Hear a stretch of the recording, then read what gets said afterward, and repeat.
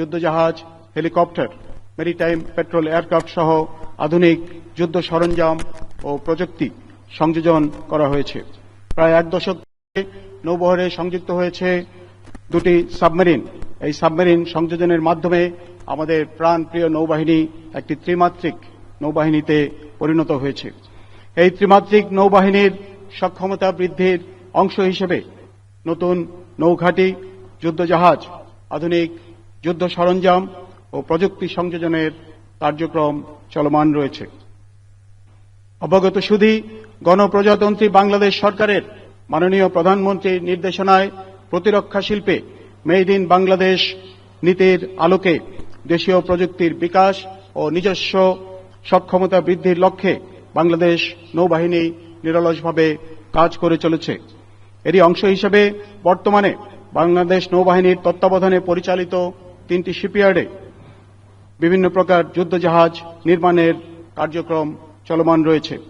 ইতিমধ্যে শিপইয়ার্ড সমূহে বাংলাদেশ নৌবাহিনী এবং কোস্টগার্ডের জন্য যুদ্ধজাহাজ সহ অন্যান্য সরকারি ও বেসরকারি সংস্থার জন্য বিভিন্ন প্রকারের জাহাজের নির্মাণ কাজ হাতে নেওয়া হয়েছে। সম্প্রতি dockyard engineering works limited Narayanganj কর্তৃক একটি ফ্লোটিং ক্রেন বিএনএফসি বলিয়ান নৌবাহিনীকে হস্তান্তর করা হয়েছে। এছাড়াও গত সপ্তাহে বাংলাদেশ কোস্টগার্ডের জন্য 5টি পেট্রোল ভেসেলের নির্মাণ সংক্রান্ত চুক্তি স্বাক্ষরিত হয়েছে এবং ইতিমধ্যে কিল লেইং অনুষ্ঠিত হয়েছে।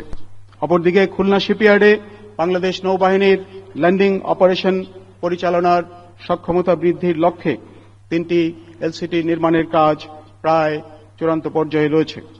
এছাড়া খুলনা শিপইয়ার্ডে 4টি লার্জ পেট্রোল ক্রাফট নির্মাণের কার্যক্রম আমরা এই বছর শুরু করতে পারব বলে আমরা আশা করছি ইনশাআল্লাহ।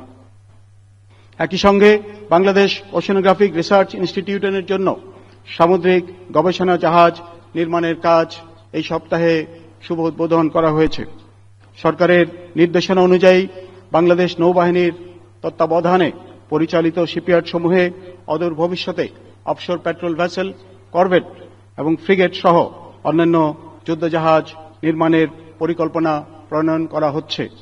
প্রিয় সুধী, নৌবাহিনীর অপারেশনাল সক্ষমতা বৃদ্ধির পাশাপাশি মানব সম্পদ উন্নয়ন ও সেবামূলক কাজেও উৎকর্ষতা বৃদ্ধির পদক্ষেপ হাতে নেওয়া হয়েছে। বানুজা পতেঙ্গা হাসপাতালের শয্যা সংখ্যা 150 থেকে 250 শয্যায় উন্নীতকরণের কার্যক্রম চূড়ান্ত পর্যায়ে রয়েছে। চট্টগ্রাম নৌ অঞ্চলে বাংলাদেশ নৌবাহিনীর তত্ত্বাবধানে ইতিমধ্যে একটি মেডিকেল কলেজ স্থাপন করা হয়েছে এবং এই মাসে এই কলেজের একাডেমিক কার্যক্রম ইতিমধ্যে শুরু হয়েছে।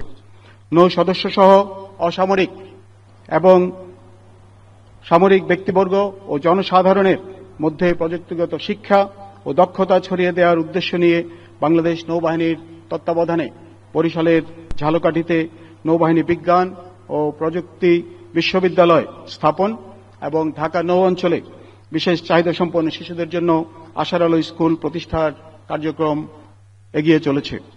সুধীবৃন্দ, আপনারা জানেন 2024 সালের জুলাই মাস হতে দীর্ঘ প্রায় 2 বছর বাংলাদেশ নৌবাহিনী ইন এইড টু সিভিল পাওয়ারের আওতায় অসামরিক প্রশাসনকে সহায়তা প্রদান করেছে এবং আইন শৃঙ্খলা রক্ষায় নিয়োজিত ছিল। ত্রয়োদশ জাতীয় সংসদ নির্বাচনে উপকূলীয় অঞ্চলে শান্তি শৃঙ্খলা রক্ষায় নৌ সদস্যদের ভূমিকা ছিল সর্বজন বিদিত।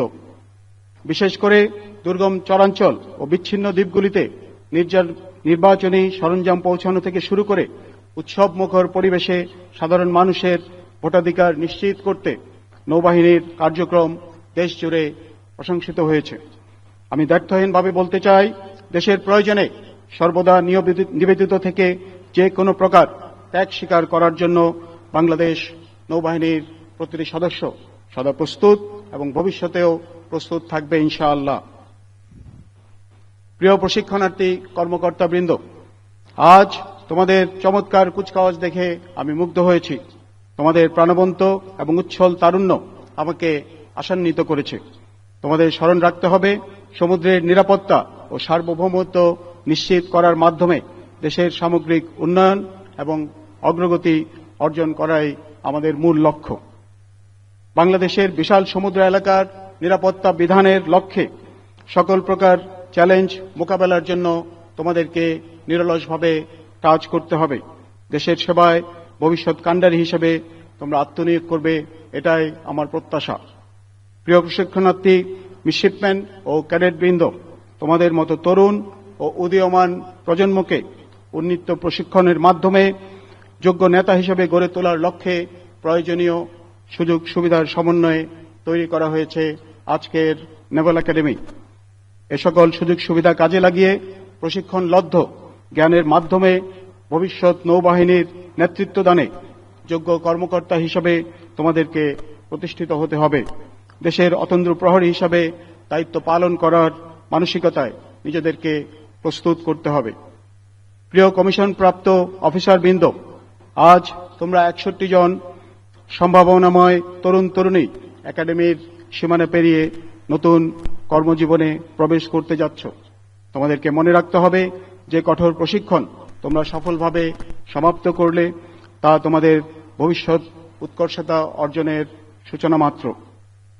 সততা, নিষ্ঠা এবং আত্মত্যাগের মন্ত্রে বলীয়ান হয়ে অন্যান্য বাহিনীর সদস্যদের সাথে কাঁধে কাঁধ মিলিয়ে দেশের সার্বভৌমত্ব রক্ষা এবং যে কোনো পরিস্থিতি মোকাবেলায় তোমাদেরকে অগ্রণী ভূমিকা পালন করতে হবে।